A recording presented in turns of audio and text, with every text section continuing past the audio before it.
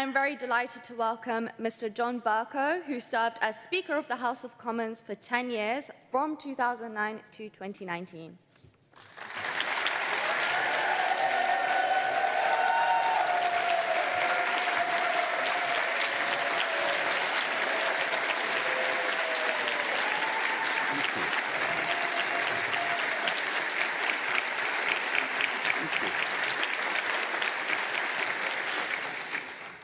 Chair, ladies and gentlemen, perhaps I should quit while I'm ahead. That's an extraordinary, convivial and friendly welcome to which I don't know whether I'm equal, but which I'm very happy to accept. And let me say at the outset, what a privilege it is for me to be invited to be amongst your number, accompanied on the platform by senior and distinguished colleagues from a number of different jurisdictions, including Dame Teresa from my own, all of whom, across national boundaries, are united in support of freedom. And as we gather, we are buttressed and fortified to be in the presence of and having the opportunity to express our heartfelt support for one of the bravest people on the face of the planet. And I am referring, of course, to Mrs. Maryam Rajavi.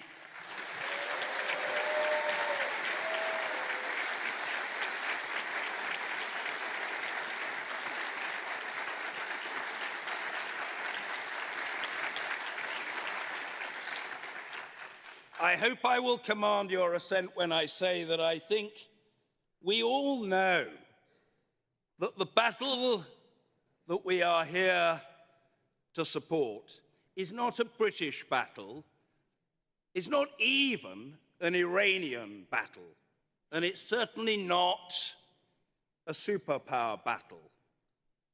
It is a human battle for a human right.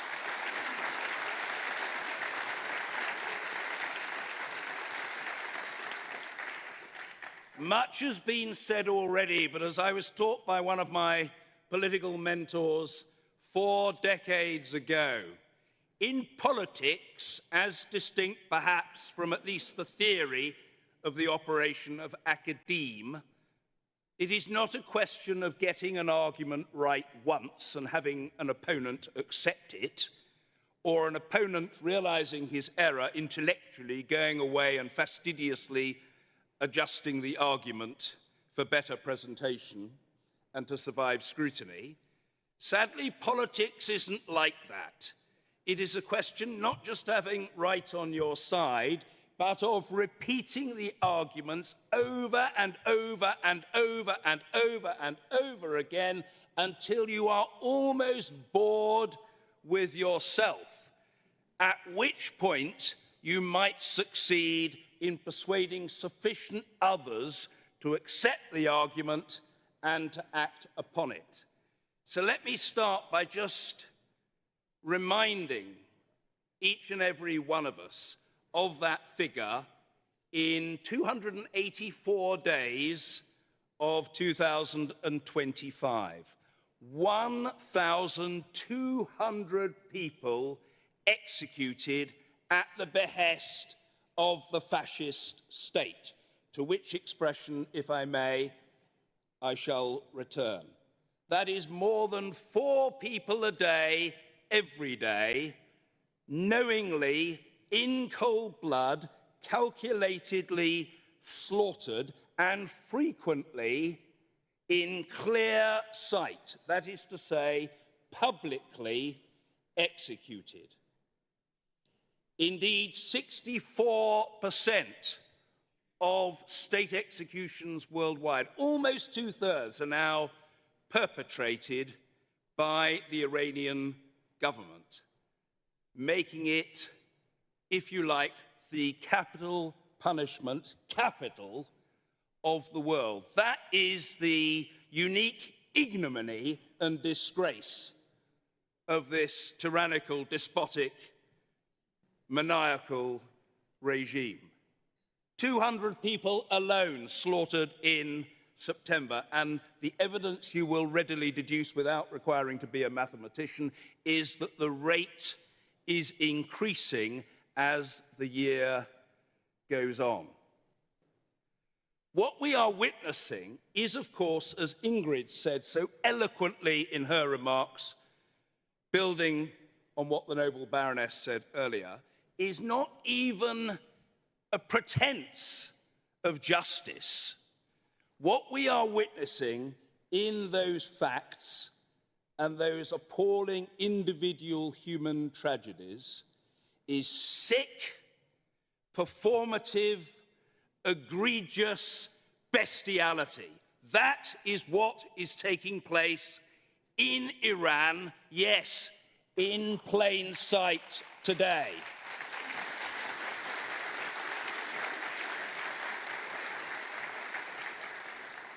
As I say, it's not about justice, it's not about even the pretense of justice, it's about terrorizing people, it's about intimidating people, it's indeed about breaking people.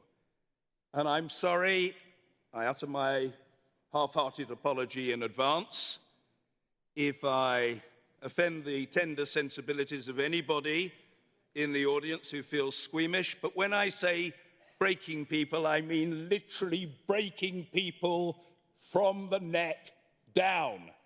Breaking people, breaking their spirit, breaking their bodies, breaking the hearts of their loved ones, and breaking the will of others, millions of others, who identify with their freedom cause on the basis that if you can break people's will, you're 2/3 or 3/4 or 4/5 of the way to winning what is in effect a war. So that is what is taking place. And let's remind ourselves, my friends, of the recent timeline, because concentrated in such a short period, it is so telling and damningly instructive. On the 7th of July, as we heard earlier, through the state news agency, the regime posed the question, why should there not be a repeat of the 1988 massacres? Massacres of 30,000 people, overwhelmingly of supporters of the Mek and indeed of the National Council of Resistance of Iran. And the answer was, according to the regime, that there should be a repeat of that because it was, quote, a successful historical experience.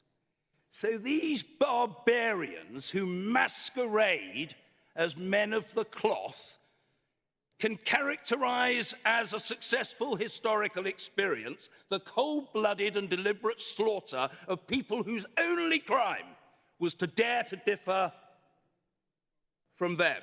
Now, if that isn't bigotry on an industrial scale, it is hard to imagine or configure what exactly is. And of course, they weren't just menacing words to be followed by nothing.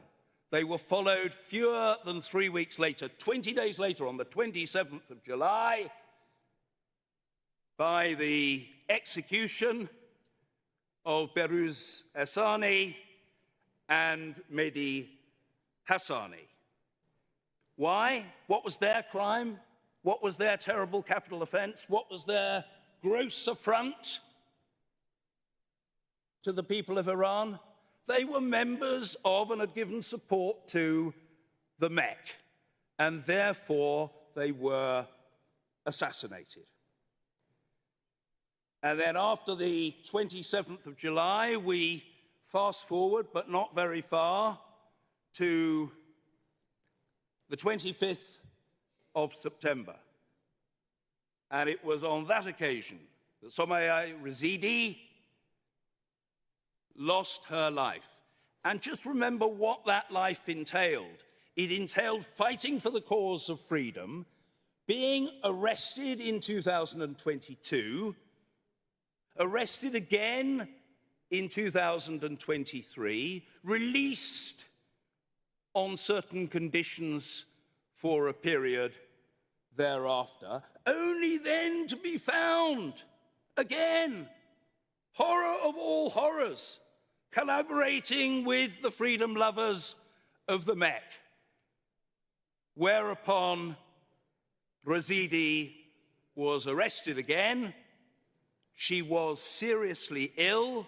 The regime knew she was seriously ill, but despite the fact that she was seriously ill and that they knew that she was seriously ill, they delayed her transfer from prison to hospital, and then when she got to hospital, she was denied the medical treatment that she manifestly required, and so she died. To me, and I suspect to you, that is culpable homicide on the part of the Iranian government. That is the brutal reality of it. And as we meet here today on the 284th day of this year, in the course of which, as I say, 1,200 people have been slaughtered, and as we've heard so eloquently from others, 17 people are languishing on death row, including one, a young man of very considerable distinction as an electrical engineer, a mathematician, a singer, somebody of multiple and varied accomplishments, who was placed in solitary confinement for 2 months and has now been waiting for 12 months on death row in the most indescribable and unimaginable agony as he awaits his fate. So the challenge is, what is the response to this regime? Well, of course, we've heard, and rightly so, and let me repeat it, what our message is. No to the Shah, no to the mullahs, no to despotism, whether by a monarch or by the mullahs. It could hardly be more simply stated.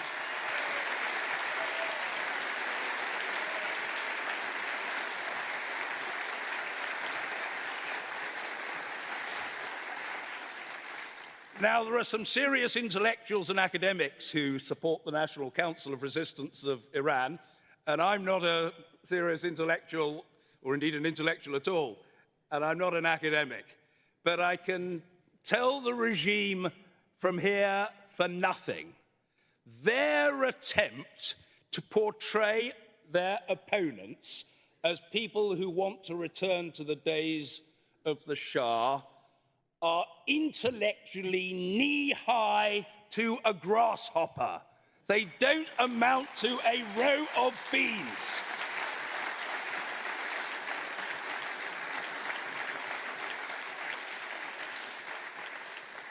What we want is freedom, democracy, justice, the rule of law, gender equality, a non-nuclear republic, a separation between state and faith, respect for the environment, and the ascent of political pluralism. That is our cri de coeur.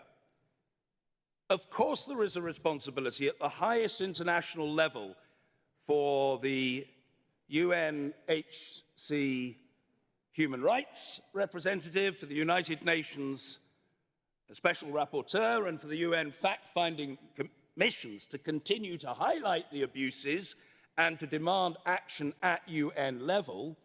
But you know, as I think Theresa and I know from our experience, there's an old saying in politics, an old adage really, that all politics is local. All starts at home. And so in the kindest possible way, I would like to move to a conclusion by doing just that. I think Theresa and I know from our experience in the House of Commons that it was not an issue that divided the House. There was support for the NCRI on both sides of the House It was a hugely popular cause, and the NCRI is one of the best organised campaign groups to be found anywhere in Westminster.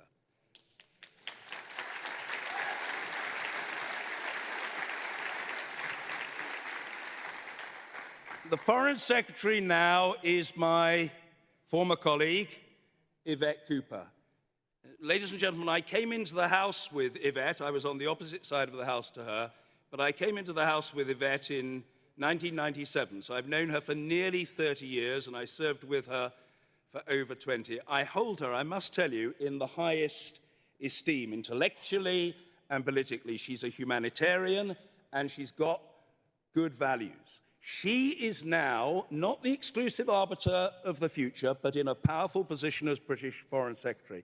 And from both head and heart, I appeal to the Foreign Secretary to catapult from what might be the back of her mind with so many other pressing issues to the front of her mind the absolute travesty of injustice and serial slaughter that is taking place in Iran, and to make it a daily priority to campaign for tougher measures internationally and globally to hasten the demise of this regime. I mentioned earlier the fascist state, and I will conclude, if I may, on that.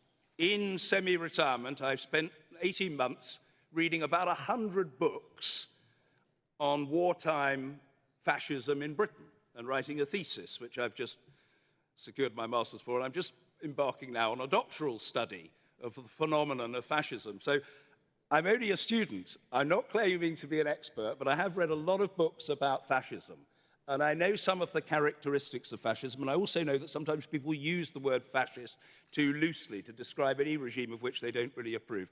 Believe me, the Iranian regime has the hallmarks of fascism: the worship of an elite, the elevation of abstract mysticism over any notion of rationality, the glorification of violence, the absolutely vicious, ritualistic demonization of opponents. These are some of the characteristics of fascism. The Iranian regime is fascist, and we have to resolve that it will be defeated. Mrs. Rajavi hinted at it, so let me underline it. There is no way on earth, this year, next year, or any year, that people who clamor and fight and agitate and argue for freedom in Iran will give up. You can sometimes dim the flame of freedom. You cannot extinguish the natural desire of peoples across the globe to be free. Freedom will prevail in Iran, and the sooner this bunch of fraudsters and thugs and megalomaniacs and genocidaires are removed from office in Iran, the better. I bet you, like me, and like everybody on the platform, would want to rush to be on the first plane to Tehran to celebrate the triumph of democracy